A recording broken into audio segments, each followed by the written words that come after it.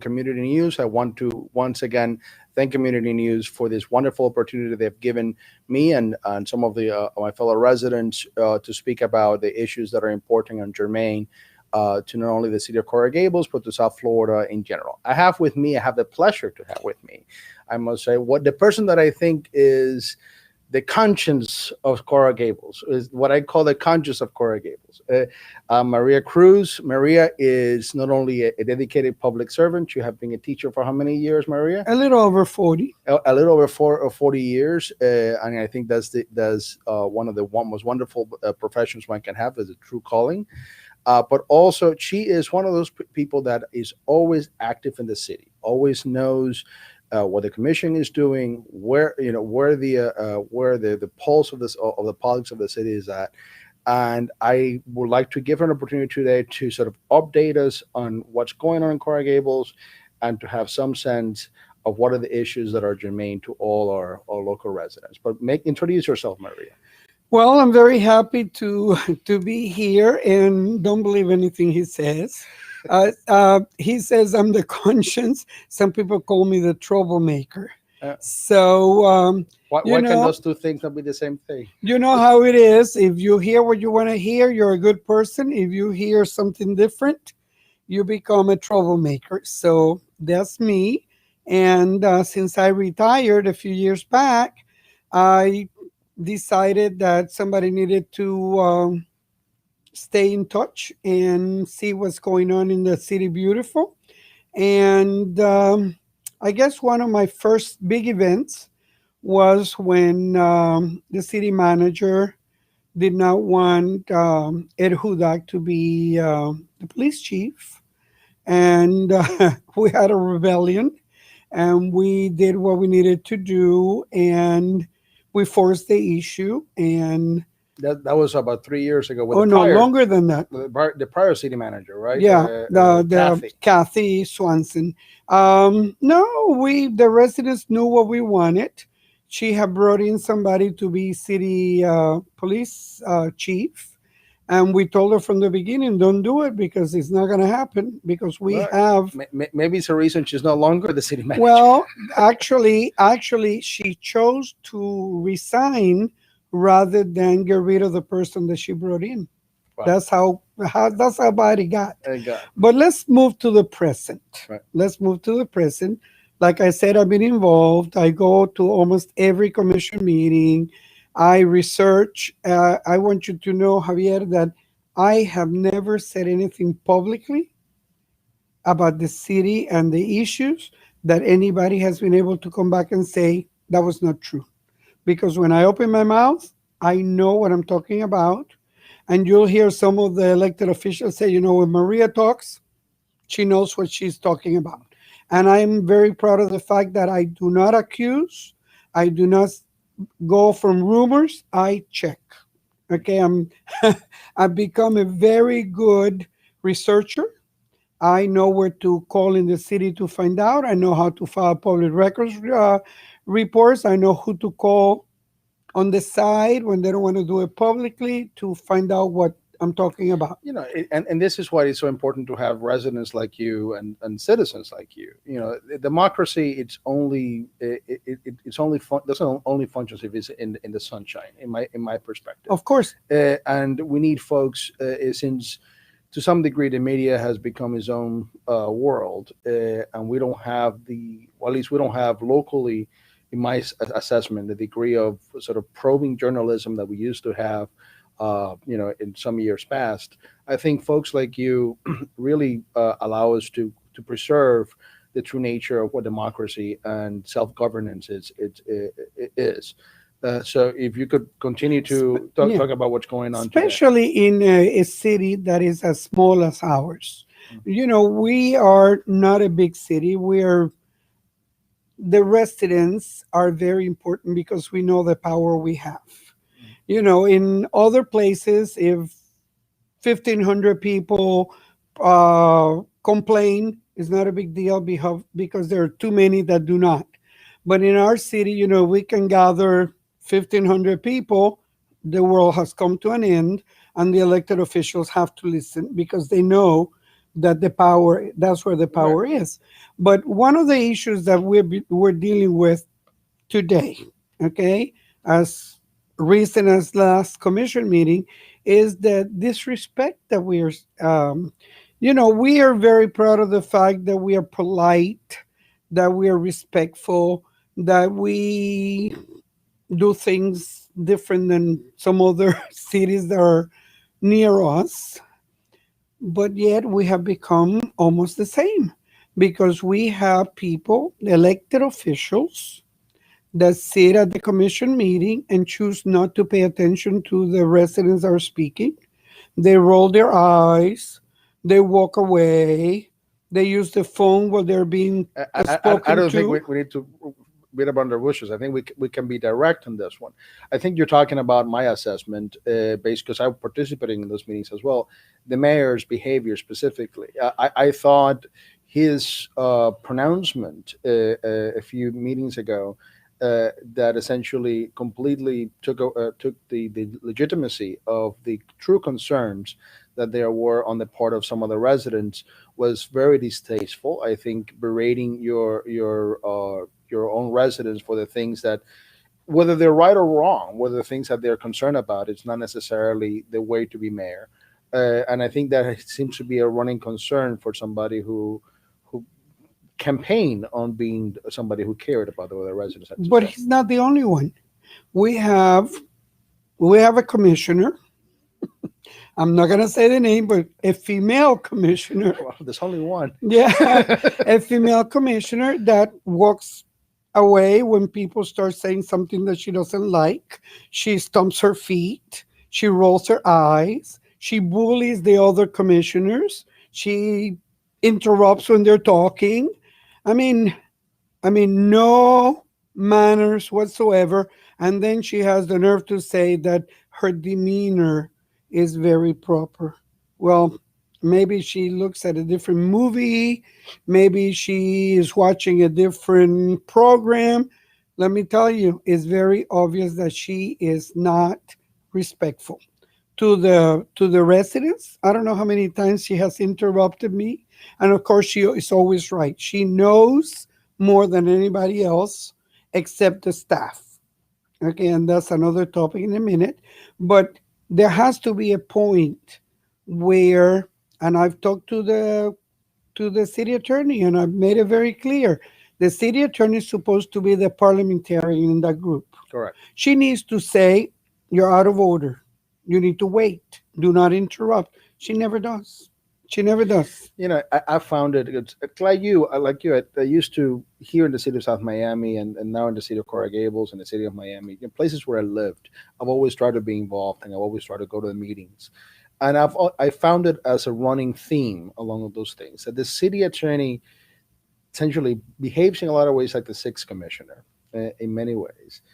Sometimes just taking some rights, some ideas based on her own opinions or his own opinions, depending on the case, that perhaps are belong in the commission. But also it becomes a very political position because her job depends, or his job depends on The will of the the commission. will of the commission. So there's a significant problem with them sort of voicing for their own self interest, Well, for them being vegetarian. So I think you're right. It should be that way, but the reality is that that's what we get when that's the sense of it. well, the city attorney, as far as I'm concerned, is paid by the residents and should respond to the residents. And if the city attorney cannot do that, maybe another job will be better for her. Okay, and I mean that's another discussion another day. Okay, but let me get back to the disrespect. Disrespect is not only the elected officials, the staff, the paid employees, because we seem to forget that the residents pay the taxes, they get paid from the taxes that we paid, and they should respond to us. Correct. And that's not what happens. It's a constant fight. It's a constant fight. But you know what? Thinking about it, I have come up with a reason. Okay, we have a new city manager. Well, new 2 years, a little over 2 years, around there. And he's a very nice person. Very nice. He's a gentleman. He's a very nice person. But he has something that he hasn't been able to control. And it's his loyalty to his friends. He has surrounded himself with people that he knew from another job in another city, and he keeps bringing them in, and then he trusts them so much that he doesn't see what they're doing, and even when you point it out, he has reasons to defend them. Let me tell you, some of these people put him as a reference on their application to the city. I mean, I've never heard of such a thing before. How can you be using the person that's going to hire you as your personal reference? Well, it happens in the city of Coral Gables, and he's not the only one. And the problem is that he finds himself not being able to do what he needs to do. If, in my other life, when I was a teacher, if I was close to a principal, the standards were higher for me than for the other teachers. Correct. Well, not in the city of Coral Gables. If you are an assistant city manager and you're very close to a city manager, you can do no wrong. Even when you're doing something that is not the way it should be. Even perfect example, I went to the city manager over the bike paths and whatever they're trying to do on Alhambra Circle. He agreed with us. Yeah, we should not waste time on this. It's not, if the neighbors don't want it, we shouldn't have spent any more time in meetings and such. Next thing I know, meetings are scheduled. Why are they scheduled? Oh, because the assistant city manager and a friend who's also working for the city talked to him and talked him into going for it. It's a constant that it repeats itself. If your staff and you want a project, it doesn't make any difference what the residents want. Unless the residents put up a fight, don't worry about it. The staff will get their way. Wasted money down the drain. But I think, a running theme that I've seen in Gables, I think I agree with you in the sense, not so much the manager himself, although he's the head of the dragon, but there's a running issue of sort of responsive, accountable government. I think that the commission tries in ways to attend to the residents' concerns, but ultimately there's a disconnect between, especially the activist, vocal section of the residents and the commission. I think they do my perspective, just for anecdotally from my own. They do a good job at attending to permitting and some some of the work that's sort of the mundane daily aspects of managing the city, which we all see. But there are some aspects of the decision making that don't seem to have any connective tissue with what is in the best interest of the city. It seems to be what's in the best interest of some of the folks that may be managing the situation. And Peter, I think, is a wonderful human being in my perspective. He seems to be doing his job in a professional fashion. I just think that his background predisposed him to a kind of gentility that is not perhaps ideal in a sort of supervisory managerial position. Well, and his loyalty to the people that he's brought up to work with him. But let me tell you, one of the big issues is the commissioners, the elected officials, the mayor, they meet, they decide what they want. They tell the staff to do it. Oh, then the staff decides what is it that they really meant. And they switch it around and they do it their way. It's not what the commission asked them to do. It's what they think it should be done, which is the difference. For example, the now called rewrite of the zoning. Right. Okay. The big codification. Issue, the big issue going on in the city today.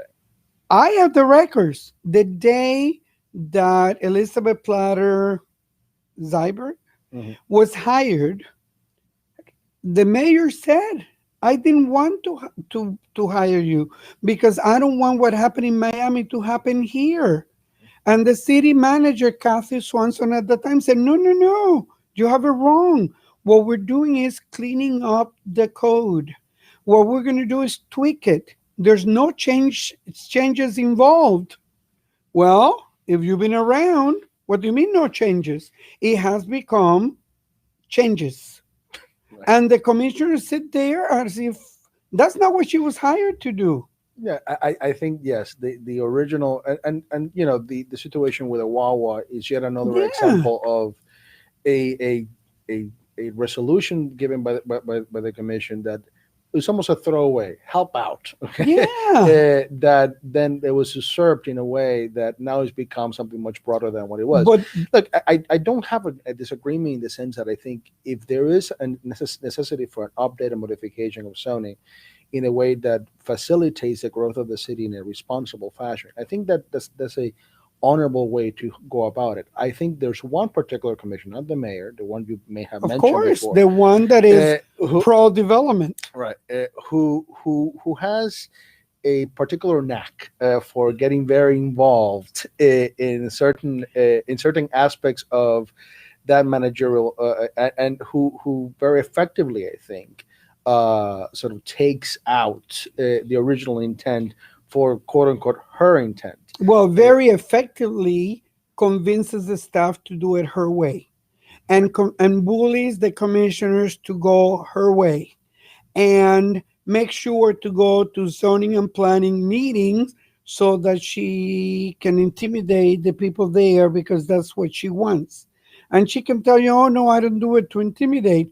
Well, I'm sorry. If you're sitting in a committee meeting or a board meeting, and a commissioner comes and talks to you about what she wants, are you going to vote against her? That makes it a little difficult. And when you say, there's development and there's development, right. okay, nowhere, no one in the city of Coral Gables that I know of, and I have a petition that's going up, I think about 1,700 signatures by now. No one ever thought that we would be dealing with the possibility of having high rises on Miracle Mile. Nobody. But yet, let me tell you, my mother used to say, if you go to a surgeon, you will require surgery. If you go to an architect, a city planner that believes that everybody will be walking to work, living downtown, not having cars, then what do you expect? No parking, big buildings. I mean, that's what she does. That's what she likes. That's her way of solving problems. So we got someone to rewrite our code that is changing it to her way of doing things. And here's, I mean, I'll give you my take on that. It's, the issue you have is it seems to be a solution in search of a problem. In my assessment, there's nothing inherently wrong with growth. There's nothing inherently wrong with development. I think if the goal of what you're trying to achieve after you spend $25 million fixing the mile is to bring back to the mile business, which is a good thing that the city should undertake. I mean, it should be something that should happen naturally because of the business want to be there. But if the city needs to modify the mile so that a business come back and it comes like roaring, absolutely. But no one has given me I want to know if this is the solution and how do it came about that this is a solution to do it. And it seems that we're giving a lot as residents for not much in return in the way of getting this Well, issue. the problem is that now we have someone who's been buying properties all along Miracle Mile because he would like to build big buildings, high rises, because otherwise it will not be business appropriate for him. He will not make enough money. So here we are. Now we're bending rules so he can make money. Instead of saying, when you bought the property, there was a limit of so many stories. You either leave it or take it or leave it.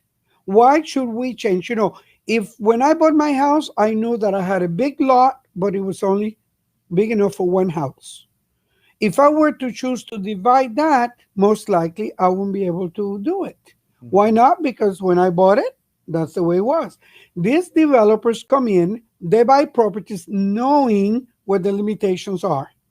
And then they find a friend in the commission that pushes. And I'm going to tell you, if anybody wants to, all you have to do, go on the website, the citycoralgables.com, look for the old videos of all the meetings, and you will see this commissioner going ballistic when the developers don't get their way. If God forbid, we were talking about remote parking and that did not seem to be going well, she was having a heart attack. They proposed. There was a particular meeting, I believe, in January. Yeah. Actually, maybe December of last year, in which this very issue of the Ms. Heiberg's proposal had not been finished, and that commissioner wanted to push forward the matter just for the sake of getting a hotel on She the was mile. trying to push the building of a hotel with no lobby, no parking, no nothing. A building that people were going to come and park remotely. We didn't even have that option yet. And they did not need a lobby, and there would not be a parking to get out of the car and check into the hotel because people were going to be walking in the alley. Yeah, people. No, the alley that we were going to give them. Right.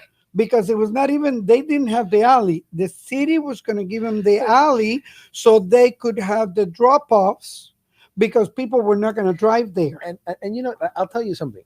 Maybe because I'm not an architect, and I think most people are not. Maybe it was a situation where have we had an opportunity to look at that project and determine that given some modifications or changes or input or whatever, that it was the right thing for the place. That's a possibility. I'm not saying that it isn't.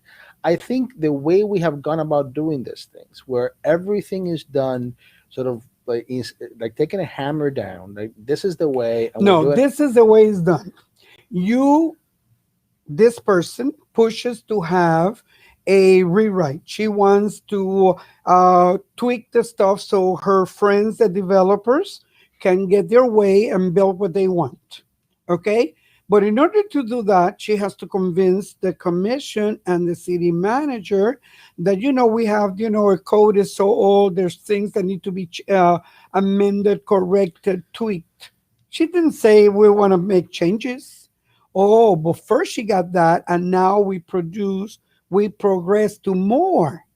The problem is that they get a group of people to be like the core group to guide this process. Who is the core group? Architects, attorneys for developers, people that have, how many residents are in the group? 0. Okay, so guess what the suggestions are? Everything towards the developers. They don't care what the residents have to say. This is what has happened. That when this was all done, we had no clue what was going on because we knew there would be no changes. So when all this came up and we started talking about changes, we said, wait a second, who's been talking about this? And guess what? The people that have been sitting in that committee, because I asked the person that is in charge, Ramon Trias, and he said, no, they were personally invited. I said, well, who invited whom? Oh, we sent invitations, and I have the invitations that were sent. I said, but Ramon, what about people like me? Oh, no, we invited people that knew about the code, that knew the code, and could suggest what needed to be amended or changed. I said, but wait a second. How many of them are residents of this city? What about the rest of us? Oh, no, eventually we were going to tell you. I said, but eventually it will be too late. Because you know what? From the get-go, and this is the same thing that happened with the bicycle pass, this is every time a staff member wants something to happen. And in this case was the staff and one commissioner. Every time you want something to happen, you put it in place, you apply for grants, you get everything going, and then you tell the residents when it's too late to change it. Because it's so advanced that, how do you change it? How do you stop something that you've already spent millions in doing? Elizabeth Platter Seibert it has been paid close to $284,000 for this rewrite. At present, she doesn't have a contract. The contract was the professional agreement was for 1 year with the possibility of a 1 year extension. The city manager could do it. Well, guess what? The 1 year extension ended May 2020. But we had the pandemic. Forget that it began in March. She had not finished. So she's been working since May without a contract. But you know what? That's okay because that's how we do it. Because according to procurement, if there's money in the purchase order, she can still work. And you know why there's money in the purchase order? Because somewhere along the line, they added something to the scope. Listen, facts, I looked it up. They added something to the scope, and in order to do that, they added 34,000. The original agreement was 250,000. That's $250,000. Okay, but since they wanted more from her, right, they added 34,000. Nah. So now, a week ago, she still had 10,000 in the account. We don't know how much she's charging for these meetings that now they have to do because we rebuilt. So meanwhile, her agreement ended in May. So how can you work for a city when you don't have an agreement? You don't have a contract. Surprisingly, she was the one person during the meeting that said, "Oh, we should talk about with the residents." Yeah, sure. So, and I think, as you pointed out, there is for everybody who's interested, there is a meeting that will be had on this variation. This would be a complete dramatic modification of the mile, the downtown area. One meeting is not enough, Right. Javier. I agree with you. There'll be a meeting in January. January. The meeting we had, even though they took them 2 hours to listen to us, to the residents, it was informative in the sense that you got a sense of where their mindset was. Okay, and the mindset was, okay, how are we going to do this? The question was never asked, should we do this? And I think the question should be asked in January. And then if we should have a separate meeting in February to sort of flesh out these things, and ideally we should have one in March, in April. But I think your sense might be that this might be done by then. This is what should have happened. In her proposal, she had public meetings. Public meetings never happened, even though the city attorney says they did happen. Public meetings mean public, not just employees, not just staff. Right. Meetings that were never noticed because there are several meetings that were just staff and the person that was writing. That's not a public meeting. But I mean, and they counted zoning board meetings. Please listen. To those things. But the problem is, I read the minutes from the zoning board. Yeah, and some of the stuff is dense. Okay, of course, it's very much in the weeds, and it's meant to be complicated. It's meant to be dense. It's meant to be the rewrite, but it has to be explained to the residents in a way that makes sense to everyone. No, because if you do that, the residents will tell you, "Heck, no, we don't want it." So you make it very difficult. Over 1,000 pages long, all technical wording that we have no clue. That's why I said that day at the commission meeting, the recent commission meeting, I said, you know what? You need to sit down, explain to the residents what are the things that you're just tweaking. That will be a meeting. And then another meeting, what are the changes? And since there are several changes, I don't see how they could do in one meeting, explain 1,000 pages, and expect us to say, oh, we want it or we don't want it. Okay, there's no way that they're going to be able to do this for the February commission meeting.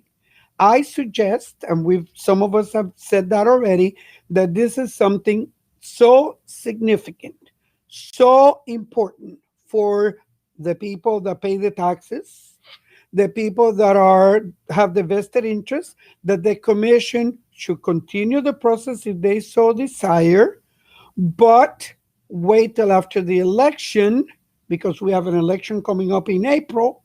And if you have a meeting, an educational meeting in January, and then you have to have another one or two more.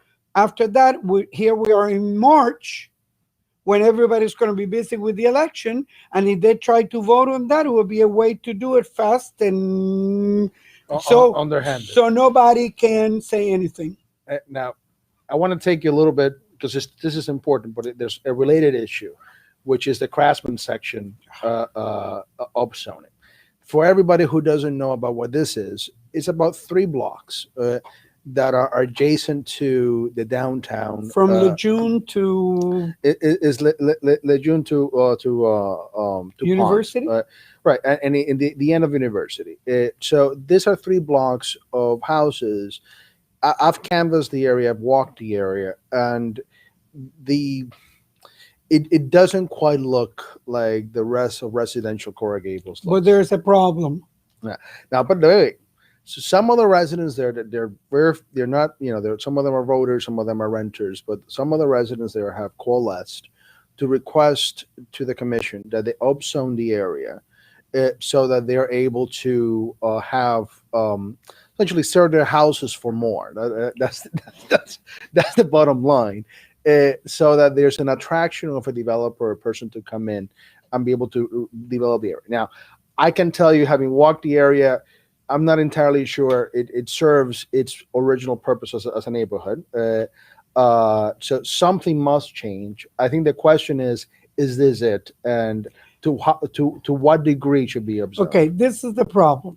Most people, if you listen to the meetings, they've lived there 25, 30 years. They bought the property as is. It was always like that. It never had trees. The street was very wide. That's the way it is. That's the way it's been. Why didn't they ask for trees to be planted? Why didn't they? Now they realize that they're sitting on top of gold. So now they want to sell so they can benefit from the fact that there are people that have lived there 6 months and now they're complaining because the street is not the way they wanted it. They bought it the way it is. The rest of us, some of us, and I'm going to tell you, I haven't made up my mind yet, but some people claim, you know what, this is the beginning of the end. This is a residential neighborhood that is going to be up zoned to become mixed or business. You know what keeps another little group to say, oh, look at me, I live on Miller, right next to university. Why don't we upgrade it so we can have big buildings to serve the university? And eventually we'll live in Brickell. If you move to Coral Gables and you bought in a residential neighborhood, if you don't like it, guess what? You can sell and let somebody else move there. You don't have to stay there. And you know what? If you want trees, you want your street to look the way the other streets look. Where have you been that you haven't said, wait a second, how come I don't have trees in front of my house? What are you doing to improve my neighborhood? Where's the park that I want? They've sat there waiting for the moment to make money. This is all boils down to money. I'm not entirely sure that it boils down to that, but it certainly does for some of the residents. There's one particular candidate who only seems to care about that one issue, but who's lived there for 30 years, right?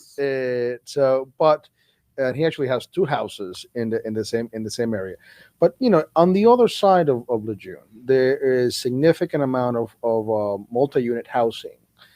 Just north of the community center, that is parallel with all those houses, and some of them are very nice townhouses. But I don't think anybody objects to that as long as it's residential. And that's what I mean. I think that if the growth that happens on the other side of the Lejeune is consistent with the growth that happened on the, I guess, on the west side of Lejeune. This would be east of Lejeune. Townhouses, I don't think anybody would object to that. There's some of them that are already built. There are townhouses that are there.